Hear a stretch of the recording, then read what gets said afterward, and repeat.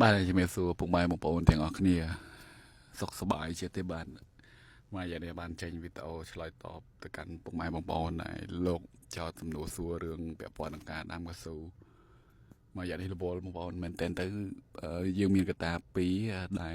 ถ้าเพื่ออ้อยยมมันอาจเพื่อชีวิตโอหรือก็ชลอยตอบกับมันในบ้านเรือนหรือก็ผลิตวิตาโอบ้านล้อขนมกระจายมันเลยขนมมันในสังคมยูทูบหรือก็ติ๊กต็อกหรือก็เฟซบุ๊กเพจ ក្រមហេតុផលពីរហ្នឹងគឺបងប្អូនបច្ចុប្បន្ននេះបងប្អូនដឹងហើយដំណាំកៅស៊ូគឺជាដំណាំដែលកំពុងតែត្រូវបានហើយនិយាយបានថាតម្លៃល្អដល់អញ្ចឹងពួកខ្ញុំមិត្តយកហ្មងហើយតែចែករឿងហ្នឹងមិនមែនទាំងតែពេលបានហូបបានចុកគិតតែកាពះខ្លួនឯងអត់មានគិត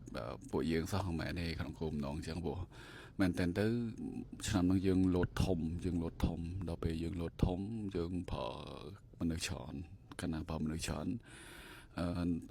បុគ្គលិកនៅ under នៅក្រោមយើងហ្នឹងពេលខ្លះយើងត្រូវការចុះ stand by ជាប់លាប់យើងមិនអាចបដ ாய் បានទេអញ្ចឹងសង្ឃឹមថាពុកម៉ែបងប្អូននឹងខន្តីអភ័យទោសហើយរឿងមួយទៀតខ្ញុំឃើញ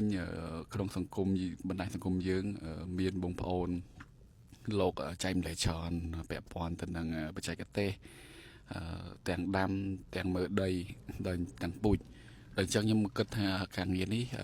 ខ្ញុំអាចបន្លែងបានណាព្រោះមែនតើទៅការខ្ញុំផលិតវីដេអូដំបូងគឺអត់ទាន់មានការចែកម្លែកទេហើយមានតិចតួចក្នុងការលក់ថ្នាំតិចតួចគាត់បជាគាត់អីអញ្ចឹងហ្នឹងមានដែរប៉ុន្តែ version ជាឲ្យលំអិតកន់បែបលក្ខណៈធ្វើលក្ខណៈគ្រួសារដូចអត់ទាន់មានទេដល់ឥឡូវហ្នឹងមានបងប្អូនចានស៊ីមកក្រោយនេះគឺល្អគាត់បានដូចជា background ខ្លះគាត់ចេញពីសាលាកសិកម្មដល់អញ្ចឹងគាត់ធ្វើបានច្រើនល្អច្រើនហើយកត្តាល្អហ្នឹងហើយវាធ្វើឲ្យខ្ញុំមានចិត្តមួយថងប្រឡែងទៅព្រោះមើលទៅពួកគាត់អាចធ្វើបានល្អជាងខ្ញុំផងអាហ្នឹង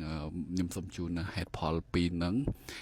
ទៅទៅនឹងហេតុផលហ្នឹងហើយខ្ញុំចង់ចែកម្លែកតិចបងប្អូនយល់យ៉ាងណាគិតថាត្រីមាសទី1នៃឆ្នាំ2026បានន័យថាឥឡូវហ្នឹងយើងចូលខែ7ដាច់ខែ7ចូលខែ8ហើយ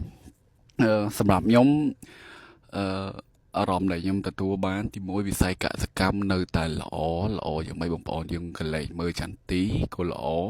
តម្លៃបន្តមកកស៊ូល្អមួយទៀតហើយឥឡូវនេះឮលៀងថាដលងក៏រៀងល្អដែរនៅវៀតណាមដកអីបាន730អាហ្នឹងដេសេត្រឹមតែ18 20អីទេអញ្ចឹងសង្ឃឹមថានៅពេលដែលបងប្អូនខ្មែរដកដលងពេញដៃពេញជើងខែ11ខែ12ខែ3ខែ4សម្រាប់ដីក្រហមសង្ឃឹមថាវាជាដំណឹងល្អជារឿងល្អមួយសម្រាប់បងប្អូនហើយទាំងអស់នេះគឺជាគេហៅថាស្នាមញញឹមក្នុងចិត្តមិនទាន់ចេញជាផ្លូវការហើយសង្ឃឹមថាវានឹងចេញជាផ្លូវការឆាប់ថ្ងៃនេះអ្វីដែលខ្ញុំចង់ clear គឺដូចជា clear អស់ហើយចង់ក្រោយក៏ជូនពរពុកម៉ែបងប្អូនទាំងអស់ប្រកបការរកស៊ីឲ្យជោគជ័យហើយកុំភ្លេចថែសុខភាពទាំងអស់គ្នាណាបងប្អូនអញ្ចឹងចង់ក្រោយអរគុណជំរាបលាបាយបាយ